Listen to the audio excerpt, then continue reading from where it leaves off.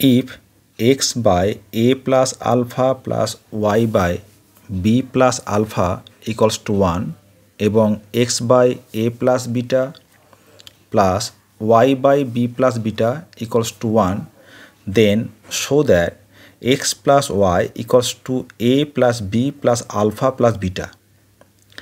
আমাদের দুটো ইকুয়েশন দেওয়া আছে, x by a plus alpha plus y by b plus alpha equals to 1 এবং x by a plus beta plus y by b plus beta equals to 1. তাহলে আমাদের দেখাতে হবে যে x plus y equals to a plus b plus alpha plus beta. এখানে এই যে দুটো সমীকরণ দেওয়া আছে 1 নাম্বার এবং 2 নাম্বার, এই দুটি সমীকরণগুলো লক্ষ্য করে দেখো, এই যে আলফা, প্রথম ইকুয়েশনে আলফা যেখানে আছে, দ্বিতীয় ইকুয়েশনে বিটা দেখো সেম জায়গায় আছে। এই দুটোকে যদি আমি আনচেঞ্জ রাখি, দেখো সবগুলো একদম আলফা এবং বিটা বাদে বাকি দেখো x by a plus y by b plus, এখানে দেখো x by a plus y by b plus.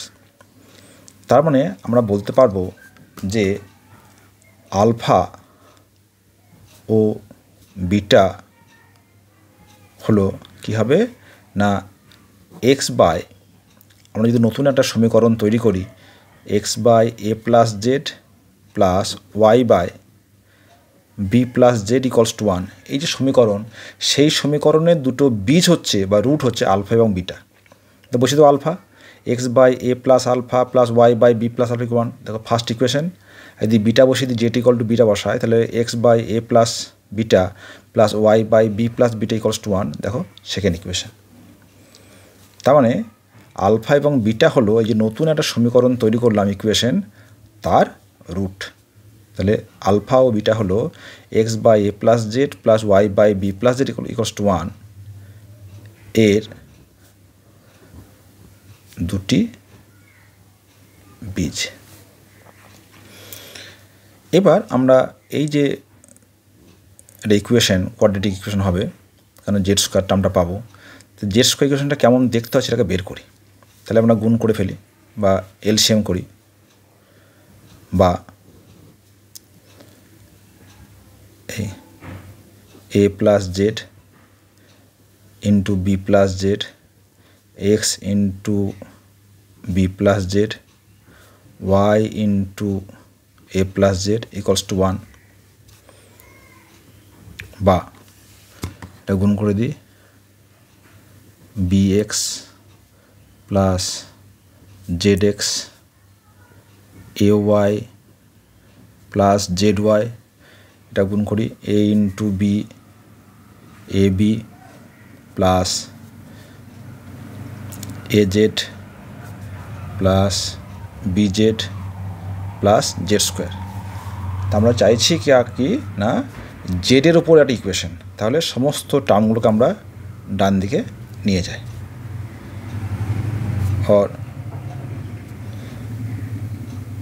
Z square plus Z into, দেখো এখান থেকে কী করছি না জেড কমন নিচ্ছে, তাহলে এ প্লাস বি, এখানে কি আছে জেড এক্স, ওপাশ নিয়ে গেলে কী হবে মাইনাস এক্স জেড ওয়াই, তাহলে minus y plus a b, আর এখানে তাহলে কত বি এক্স এ ওয়াই, তাহলে প্লাস এই minus b x minus a y this equals to 0।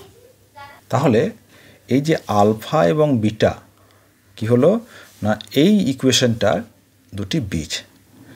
অতএব সাম অফ দ্য রুটস, অতএব আলফা প্লাস বিটা, আমরা দ্বিঘাত সমীকরণে এটা জানি যে A X square plus B X plus C equal to 0, এই সমীকরণের বীজদ্বয়ের যোগফল, এখানে কি হয় সমীকরণটা যদি দ্বিঘাত হতে হয় তাহলে এর নট ইকুয়াল টু 0 হতে হয়, তাহলে এর বীজদ্বয়ের যোগফল কি হয় minus b by, minus b মানে এক্সের কোএফিসিয়েন্ট বাই এক্স স্কোয়ারের কোফিশিয়েন্ট। তাহলে এখানেও দেখো এই যে একটা কোয়াড্রেটিক ইকুয়েশন, তার যে বীজ আলফা এবং বিটা তাদের যোগফল কত হবে মাইনাস এক্সের কোফিশিয়েন্ট মানে A plus B minus X minus Y by জেডের জেড স্কোয়ারের কোফিশিয়েন্ট মানে 1। ঠিক আছে, অতএব কী পেলাম আলফা প্লাস বিটা সমান minus A minus B plus X plus Y. তাহলে অতএব এক্স প্লাস ওয়াই সমান A plus B plus alpha plus beta, এটা আমাদের প্রমাণ করতে বলা হয়েছিল। ঠিক আছে, prove that X plus Y equals to A plus B plus alpha plus beta, সেটা আমরা প্রমাণ করলাম।